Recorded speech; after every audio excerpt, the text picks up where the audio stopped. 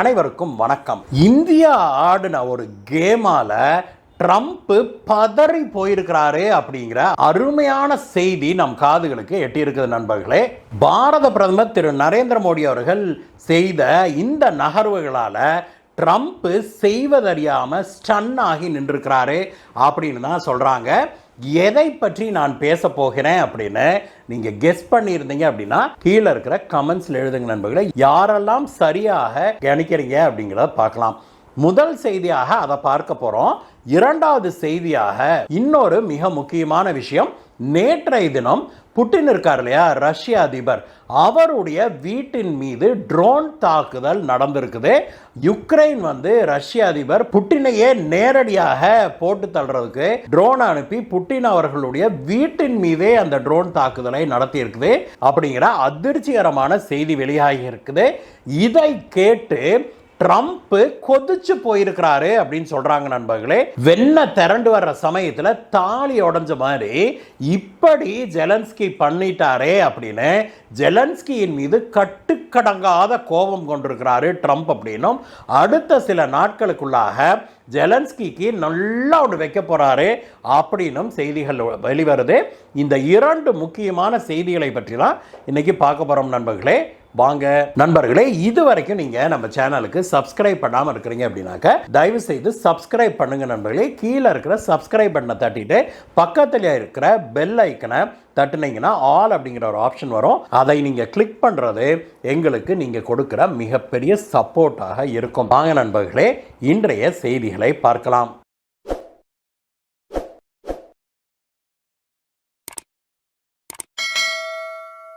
பாரத பிரதமர் திரு நரேந்திர மோடி அவர்கள் கடந்த சில மாதங்களாக அமைதியாக ஒரு சில விஷயங்களை செய்து கொண்டு வருகிறாரு அப்படின்னும், செஸ் போர்டில் நம்ம காய் நகர்த்துற மாதிரி ரொம்ப சாமர்த்தியமாக காய்களை திரு மோடி அவர்கள் நகர்த்தி வர்றாரு அப்படின்னும், இப்பொழுதுதான் அதை அமெரிக்கா உணர்ந்திருக்குது அப்படின்னும், அது தெரிஞ்ச உடனே ட்ரம்ப் ஆடி போயிட்டாரு அப்படின்னும் செய்திகள் வெளிவந்திருக்குது.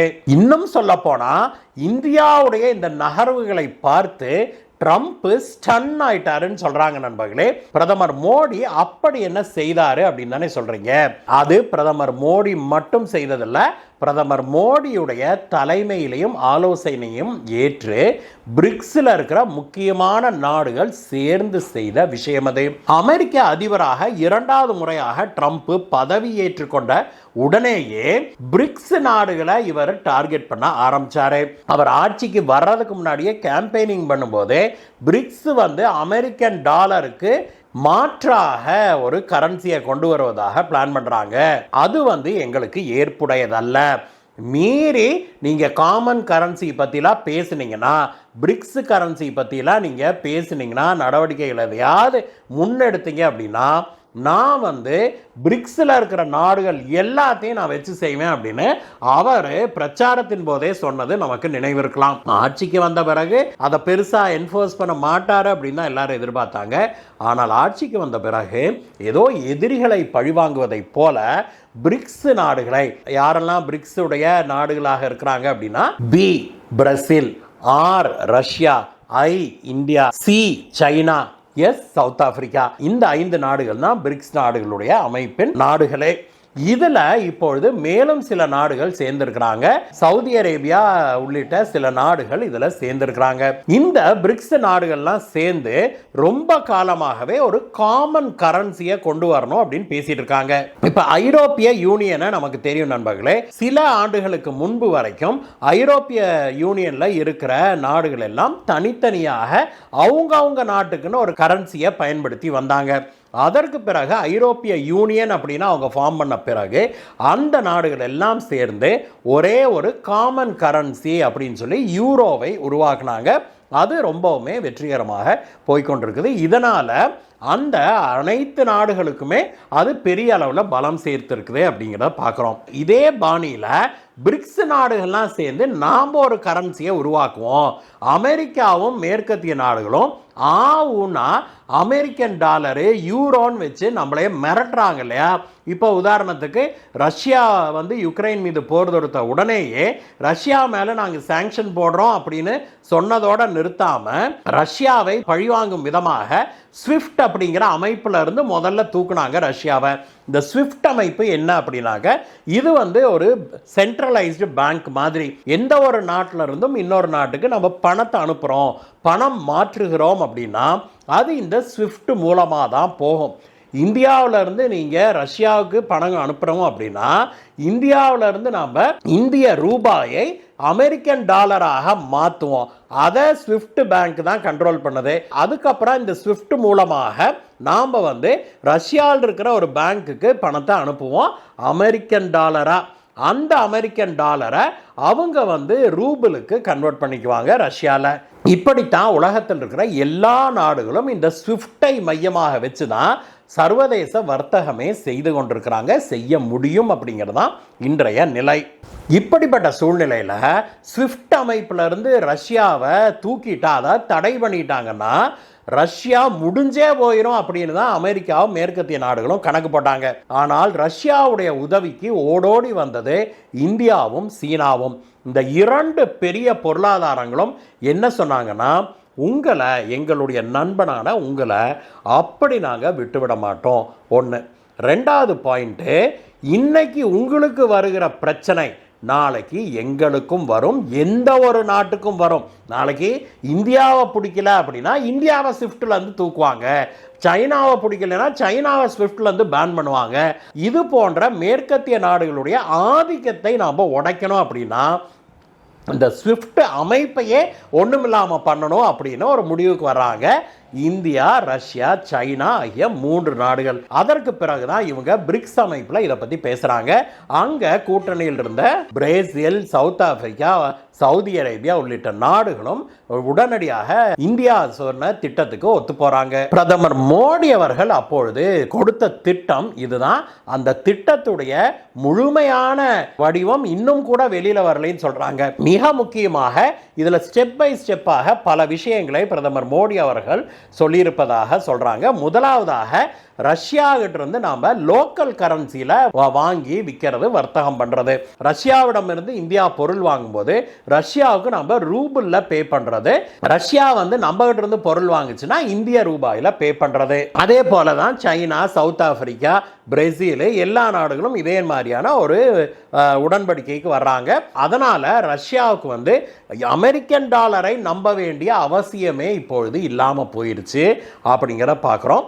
ரஷ்யாவால் ஸ்விஃப்ட் சிஸ்டத்தையே உடைக்க முடியும், பைபாஸ் பண்ண முடியும் அப்படின்னா இனி இந்தியாவுக்கோ சைனாவுக்கோ வேற நாடுகளுக்கோ அமெரிக்காவும் மேற்கத்திய நாடுகளும் இதே போல பண்ணாங்கன்னா நாமளும் ஸ்விஃப்டை பைபாஸ் பண்ண முடியும் அப்படிங்கிறது தான் இப்பொழுது நிரூபணமாயிருக்குது. இதற்கு அடுத்தபடியாக மோடி அவர்கள் சொன்ன திட்டம் என்ன அப்படின்னா, உலகமே இன்றைக்கு தங்கத்தை தானே பேஸ் பண்ணி இருக்குது. அமெரிக்காவுடைய கரன்சியை தவிர எல்லா நாட்டுடைய கரன்சியும் அந்த நாட்டில் தங்க கையிருப்பு எவ்வளோ இருக்குதோ அந்த அளவுக்கு தான் அது வேல்யூபிளாக இருக்கும், அந்த நாட்டுடைய கரன்சி. அதனால மேற்கத்திய நாடுகளுடைய இந்த டாமினேஷனையும் நாம் உடைக்க வேணும். நாம் எல்லாம் அதிக அளவில் தங்கத்தை நாம் வாங்கி இருப்பு வைக்க வேணும் அப்படின்னு சொல்லி இந்தியா திட்டம் ஒன்று சொல்லி இருக்குது. அதன்படி கடந்த பல மாதங்களாக சீனா, Russia, India, Brazil, Saudi Arabia உள்ளிட்ட பல நாடுகளும் சர்வதேச சந்தையிலிருந்து தங்கத்தை வாங்கி அவங்க ரிசர்வ் பேங்க்ல வைக்க ஆரம்பிச்சிருக்கிறாங்க. இதுல நம்ம கவனிக்க வேண்டிய விஷயம் என்ன அப்படின்னா, ரஷ்யாலையும் சைனாலையும் தங்கம் பெரிய அளவில் கிடைக்கவும் செய்யுது.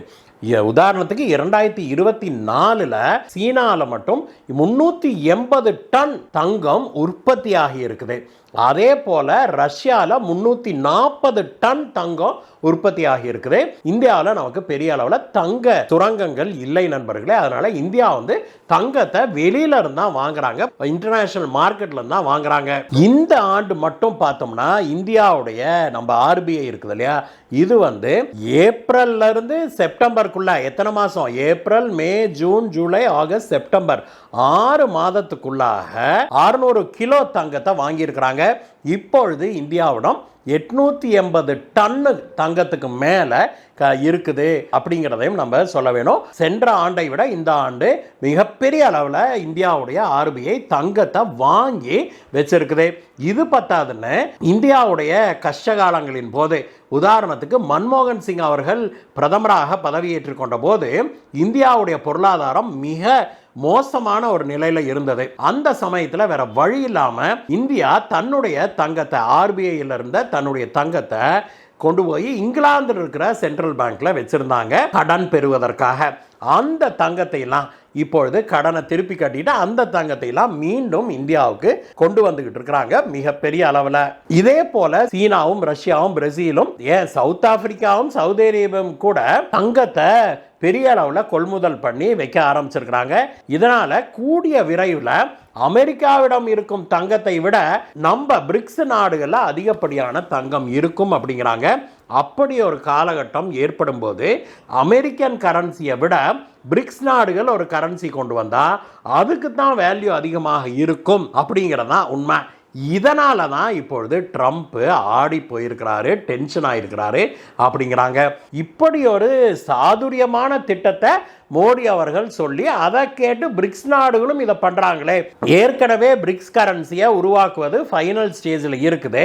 பிரிக்ஸ் கரன்சியும் உருவாக்கிட்டாங்கன்னா அதுக்குள்ள இத்தனை தங்கத்தையும் இவங்க கொண்டு போய் அவங்கவுங்க நாடுகளில் வச்சாங்கன்னா அந்த பிரிக்ஸ் கரன்சியுடைய வேல்யூ அமெரிக்கன் கரன்சி விட ஜாஸ்தியாக போயிருமே அப்படின்னு ட்ரம்ப் மிகவும் கவலை கொண்டிருக்கிறார் அப்படின்னும் பயங்கர டென்ஷன் ஆயிருக்கிறாரு அப்படின்னு சொல்லி சொல்றாங்க. இதுதான் நண்பர்களே ட்ரம்ப்பை பயங்கர டென்ஷன் ஆக்குன முதல் விஷயம்.